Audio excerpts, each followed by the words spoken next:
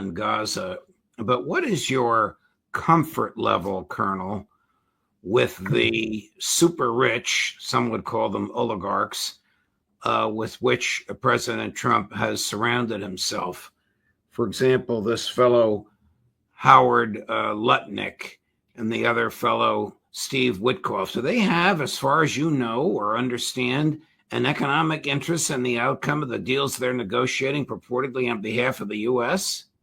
Well, I think we can say with some degree of certainty that they certainly do.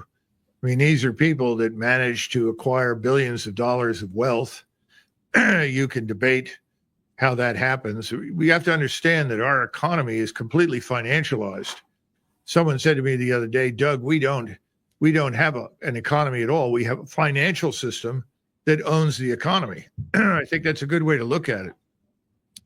These gentlemen that you mentioned are part of that development, that structure of power. I'd be surprised if it were not the case. And I read something, and then I watched briefly Alex Kreiner, who is a very fine financial analyst. He's somebody that you should consider bringing on to look at this from a political standpoint. But he pointed out that obviously the government in London is going to fall because the British economy is moribund and the financial system is going to crash.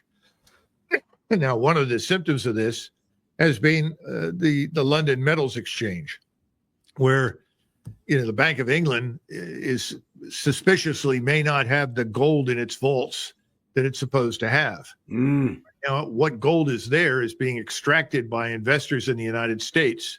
Apparently, they seem to want to get out before there is a quote unquote margin call and the true dimensions of the scam are revealed. At the same time, you have an interest in the United States with people like Mr. Lutnick, who are connected to the City of London banking system, the people over there, to backstop the losses in order to prevent a wholesale collapse of the financial system in London.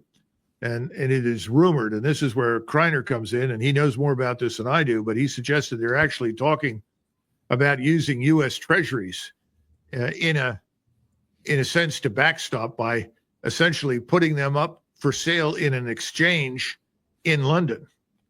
Now, this is something we've never done before. At least I can't find any evidence for it. We've always sold. No, I never heard of it. Yeah. So this is somebody said to me, well, look, you got a lemonade stand and there's another lemonade stand that's out of lemonade. So you go over to them and you pour some lemonade into them to keep them going. But the problem is there's nothing behind it.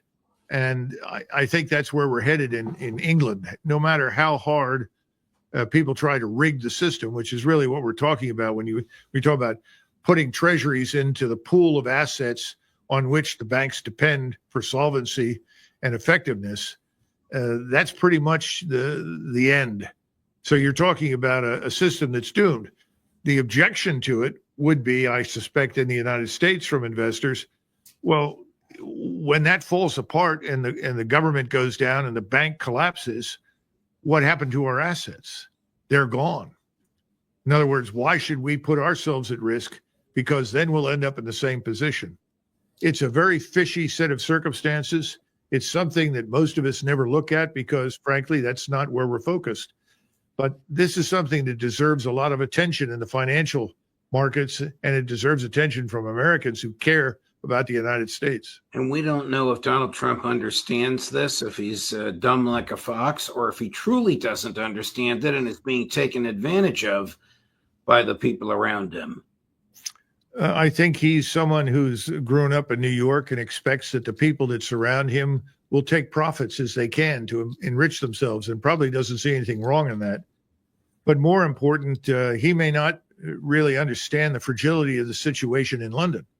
When Truss was removed as prime minister, she came in gangbusters with a plan to do everything that Margaret Thatcher had done. It was made very clear to her, we can't raise taxes, we can't cut taxes.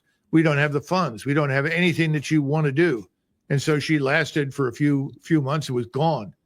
I think that's where Starmer is right now, only his position is far worse. He's talking about shipping billions of pounds to Ukraine, which is absurd since Ukraine is a bottomless pit with nobody in it anymore. But more important, they don't have it to send. And when this Bank of England goes under, there's going to be chaos, and that's going to have an impact on the continent. It's going to have an impact here in the United States. I think we're going to see a ripple effect. I don't know what the president knows. I want to get back to where we started earlier, and I apologize